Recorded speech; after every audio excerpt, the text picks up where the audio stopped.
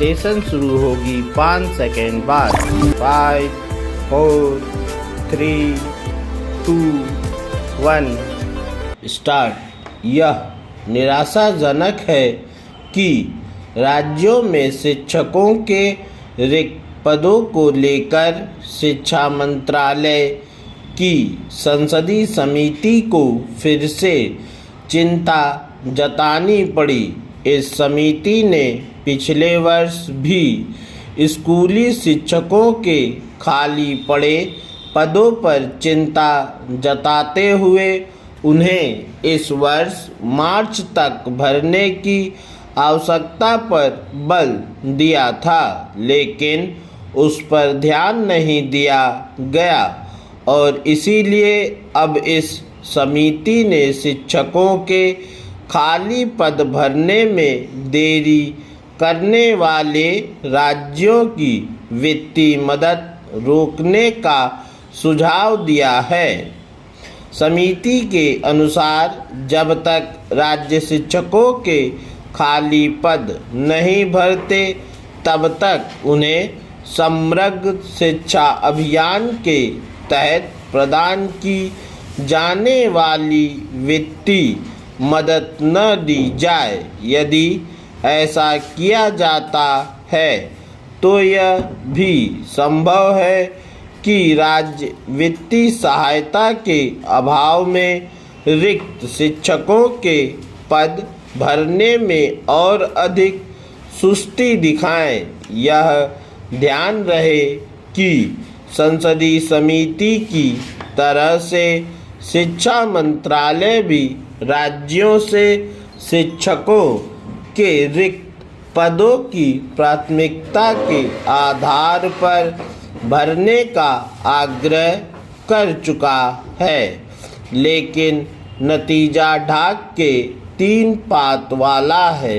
यह सामान्य बात नहीं कि राज्यों और केंद्र शासित प्रदेशों में शिक्षकों के करीब 10 लाख पद खाली पड़े हैं। इनमें लगभग 7.5 लाख पद प्राथमिक शिक्षकों के हैं। इसका अर्थ है कि शिक्षा की बुनियाद ही कमज़ोर की जा रही है। यह एक विडंबना ही है कि शिक्षकों के रिक्त पदों को भरने में पिछले कई वर्षों से ढिलाई बरती जा रही है। यह ढिलाई यही बताती है कि राज्य सरकारें स्कूली शिक्षा की दशा दिशा सुधारने के प्रति गंभीर नहीं।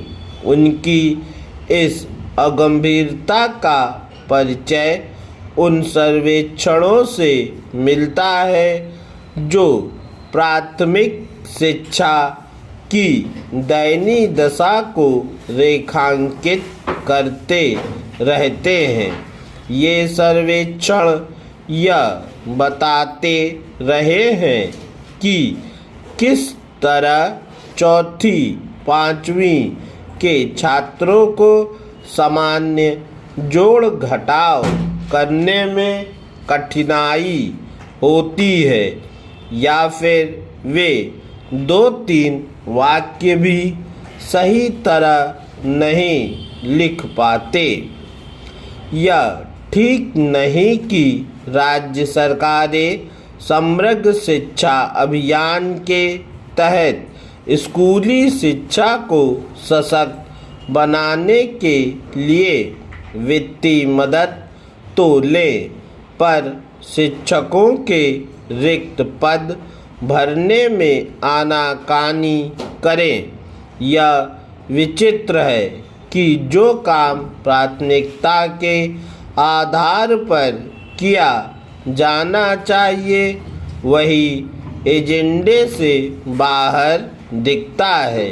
इसका प्रमाण यह है कि कुछ राज्यों में कई वर्षों से बड़ी संख्या में शिक्षकों के पद खाली बने हुए हैं। जैसे उत्तर प्रदेश में 2.17 लाख पद खाली हैं, बिहार में 1.92 लाख शिक्षकों के पद रिक्त हैं। पूर्ण विराम।